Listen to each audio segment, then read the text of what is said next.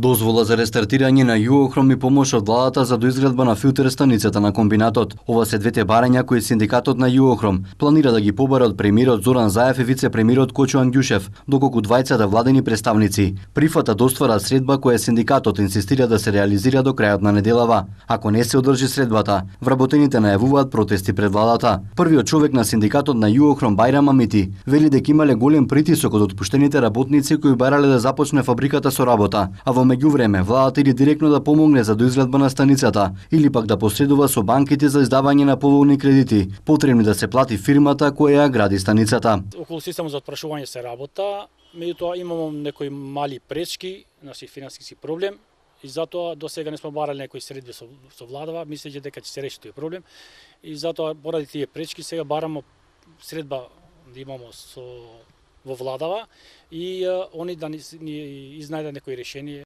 Вице-премиерот Кочо Ангјушев вели дека од голем интерес Југохром да почне со работа во време кога цената на феросилициум е висока на светските пазари, но како што рече мораме да го заштитиме здравјето на граѓаните и затоа Југохром треба да постави филтри. Вели дека средба ќе оствари со синдикатот, но и со раководството со кој разговара како да се забрза процесот на изградбата на филтер станицата. Значи дека ќе ги примам вработените од синдикатот, значи од Југохром, ги закажав веќе средба и со сопственичката структура на Југохром, интензивно разговараме со банките, ние како држава можеме да ги охрабриме и да им помогнеме со мерките што ги донесовме во законот.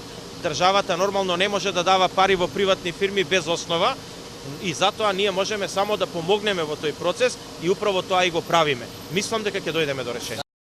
Премиерот Заев минатата година вети дека Југохром ќе започне со работа во месец мај или јуни годинава, но поставувањето на филтрите се одложи поради доснењето со исплатата на парите, кои треба да ги добие фирмата која ја гради станицата.